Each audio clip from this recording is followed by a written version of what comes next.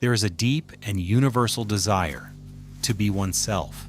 Yet in daily life, most people do not act according to their own truth, but follow an unwritten script.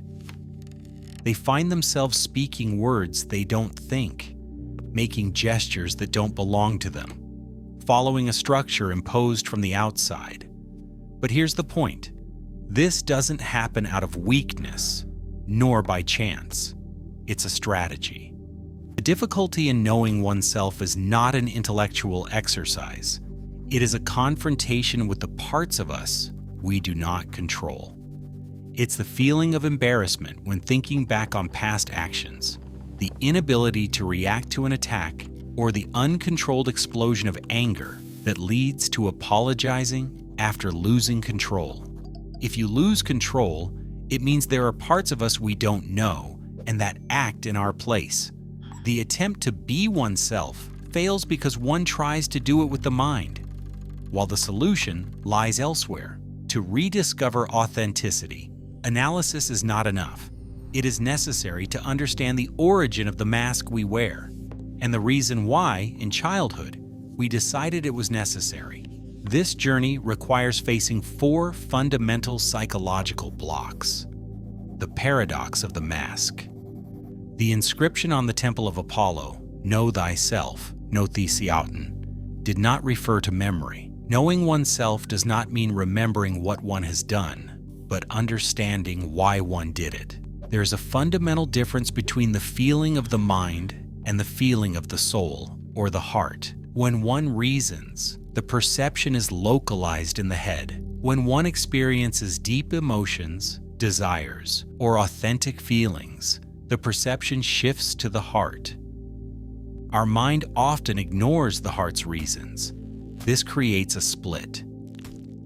One desires something with the head that goes in the opposite direction of what one desires deep down.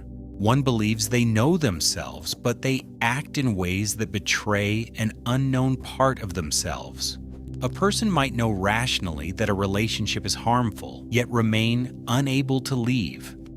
There is a part of her which she does not know, so needy of that type of bond that it prevents her from acting for her own good. This split leads to the creation of the persona, a term that in Greek theater indicated the mask. The actor wore the mask not to hide, but paradoxically, to be more fully himself. He could express the totality of the character. In daily life, the opposite happens. One wears the mask not to be free, but to conform. One wears the mask built as children to please parents, to be accepted, to survive in society. One follows a script because one illusorily believes that this mask will grant access to permanent well-being. One accepts this script because one has learned to devalue one's own authenticity. But what illusion is one chasing? And why does the inner truth never seem to be enough? The origin of doubt and self-devaluation.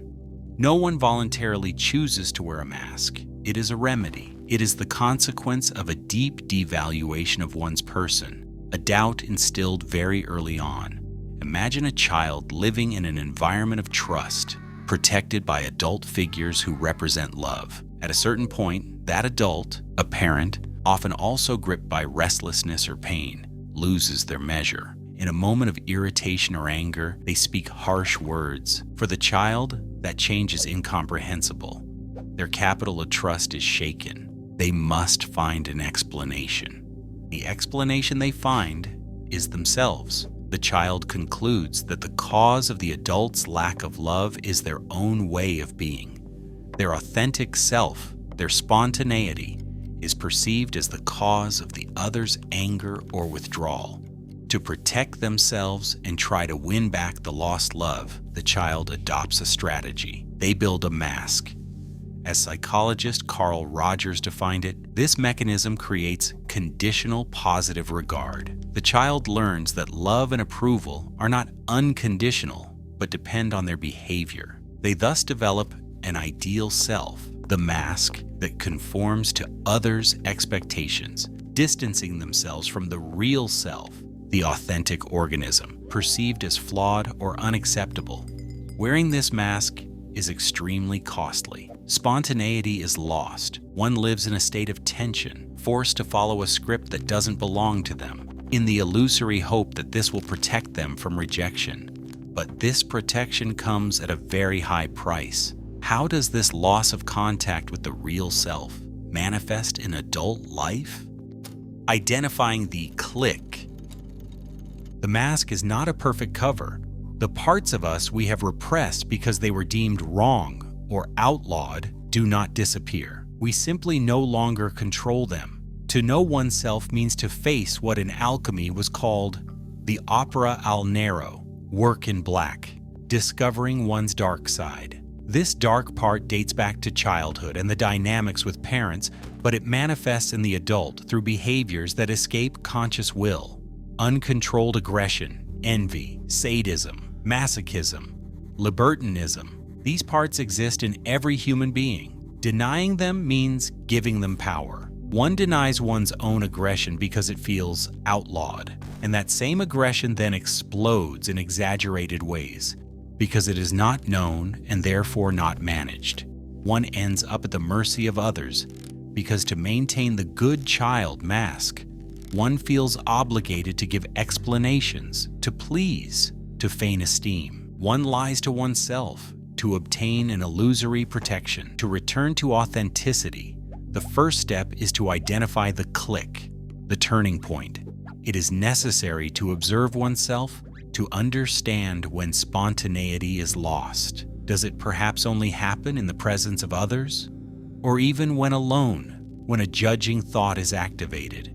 It often happens when one feels under examination, judged. In that moment, the performance begins. One starts wanting to show strength, efficiency, well-being, that everything is fine. This is the moment the mask takes over. Recognizing it is the first step in a journey to know oneself better and finally live well. Observing the click is fundamental. But what does one do once the trigger is identified? How do you dismantle such a deeply rooted defense mechanism? Reclaiming authenticity. The return to authenticity does not happen through the rational mind. Psychological analyses fail if they are done with the head and not with the soul. The core of the problem is the fear of consequences. One avoids being authentic because one demands of oneself the ability to manage and control everything that will happen after one has manifested. If one expresses dissent, one demands to be able to handle the other's aggressive reaction. If one shows vulnerability, one demands to be able to handle the judgment. This demand for total control is the mask. It is an enormous burden that the adult imposes on themselves. The real solution, therefore, is an act of authorization. One must give oneself the authorization to express what one feels more directly, without filters, without the pretense of managing the other's reaction. It means agreeing to walk lightly, letting go of the weight of total control. This requires an act of humility, admitting that we do not know ourselves and that we cannot control everything. This work has two directions. Externally, it manifests in expressing oneself. Internally, it requires contacting the parts we have hidden. One method is to start talking to one's inner child, not to ask about the past, but to establish contact in the present. Many fear this process, thinking it means losing rationality. This fear is the mental framework that must fall. Within every individual, there are different personalities that think differently. This process reflects the Jungian concept of shadow integration. As Carl Gustav Jung argued, the shadow contains the parts of us we repress because they are deemed unacceptable. Knowing oneself does not mean eliminating these parts, but integrating them, recognizing that everything is within me. Only then does one become complete. Another tool is dreams. Dreams are sent by a wise and uncontaminated part of the soul, which tries to bring what has been removed back to the surface to make us integrated. Understanding the origin of the mask and the cost we pay to wear it is the first step. The next work is the authorization to express the real self and the integration of the hidden parts. accepting that one cannot control the outcome. This is a journey to know oneself better and finally live well.